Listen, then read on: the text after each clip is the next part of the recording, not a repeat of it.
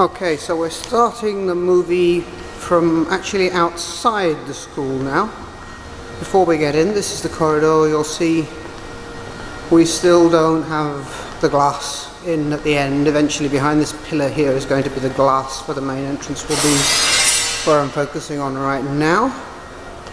Here I'm going in, and you will see that going down the corridor here we have glass fronts, a bit difficult to see there, glass fronts on the classrooms. They're in the process of adding the logos.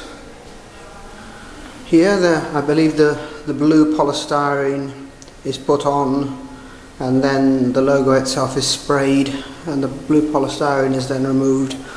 You'll see we have the end classroom doors in front of us, and going up the little room at the end here is still missing a door. Here we have a finished classroom. I may be able to open the door. Well, sort of finished. We're still lacking a ceiling and air conditioning, but the glass fronts with the misted frosted glass at the bottom and the clear glass from halfway up, the blue of course will be coming off.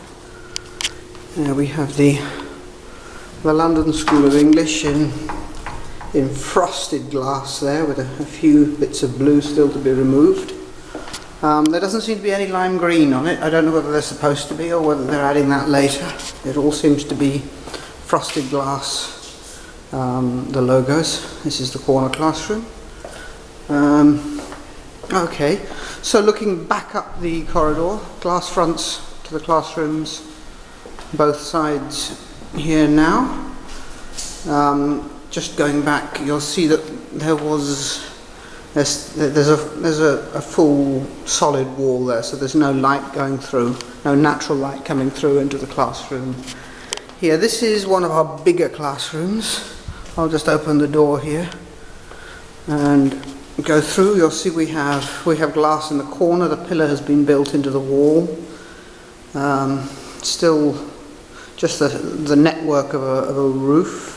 This room would probably accommodate 14 to 16 students reasonably comfortably. You may not get the perspective very well without a person to stand in it while I'm filming it. This is the other large classroom next door. A little dark to see properly in there, I think. Okay, so going up to the main reception, here's the reception area. We still don't have the furniture or any desks, but you'll see Asim's office with the glass walls and the pillar forming the corner in front of us. And going through here, this marks the sort of boundary, if you like, where we're now going through into the staff side of the school. This small office here, which now has glass walls and a door, is intended to be my office. And this here is the open part, which will be the teacher's admin style room. You'll see here Munir's office has the fairly heavily frosted glass all around, which does affect the light coming in slightly, and the slight problem with the logo here, I think there's an L that needs shifting, let's say. The logos look a little bit almost handmade in a way. All of them lack the space between the synths and the 1912, but maybe that's just me being over fussy. This is Munir's office from the inside. As you'll see, all the glass is frosted. I believe the hoarding with the numbers is coming off the front of the building, however, so that should allow more light in here. This is intended to be our sort of R&R area with some sofas here. I'll just pan back. You're looking back from here through to with my office on the right, and the main part of the teacher's room looking across diagonally here. You'll see we're still a little way away from completion here. It's somewhat over-optimistic to say it's going to be running in a week, but things are progressing.